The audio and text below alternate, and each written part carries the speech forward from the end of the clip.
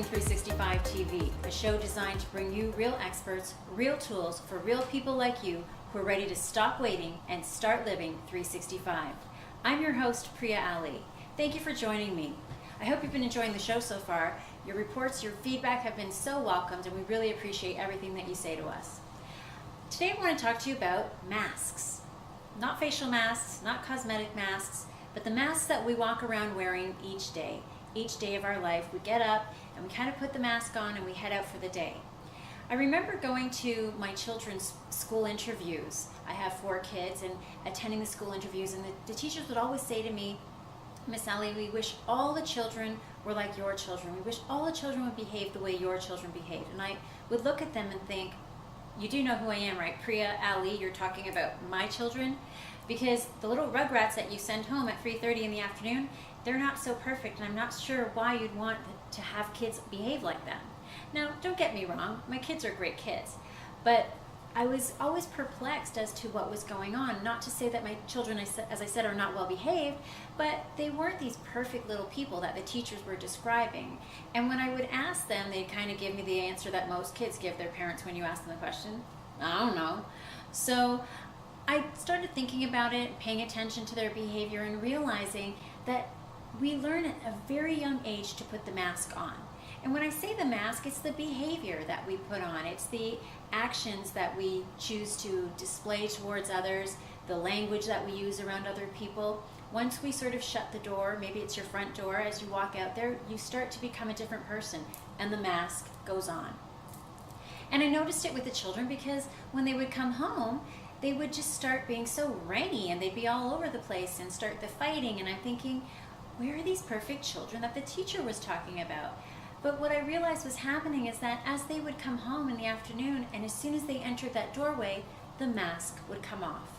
And this was them being able to just be who they were. They'd spent 6 hours or 7 hours out in the world trying to be good, trying to do what the teacher wanted, following the rules of the school, trying to do things that would get them friends or keep their friends happy, wearing those masks out there, getting it right. And I realized that once they came in the door, because they knew that even though I may, or their siblings may not be happy with everything that they do, they knew that they were always loved and accepted. And they know that they're always loved and accepted when they come home, by the people around them, by their parents, and by their siblings, by their grandparents.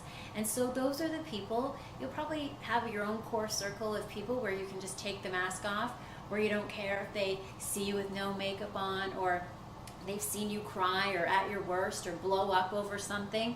Those are the people that you can take the mask off. And what I'm proposing today is to take a step towards taking the mask off with more people around you. Take a step to leaving the mask off for a little bit longer before you head out during your day, and just being who you are. How do we do that? Because that all sounds good, and one of the things I notice in the self-help industry is we often tell you what to do, we don't tell you how to do it. So what I want to say to you is, some of the ways you can do that is by accepting who you are. Maybe going to the grocery store with no makeup on. Maybe when someone asks you how you are today, instead of the usual, "I'm fine, I'm good, outstanding," when you really feel like your life sucks inside, just say so. You might get a shock. You might find that people maybe don't respond to you the same way, but that's okay, because it's a part of who you are. And I think that if more and more of us would take the mask off, we'd realize that under those masks, we're actually a lot more alike than different.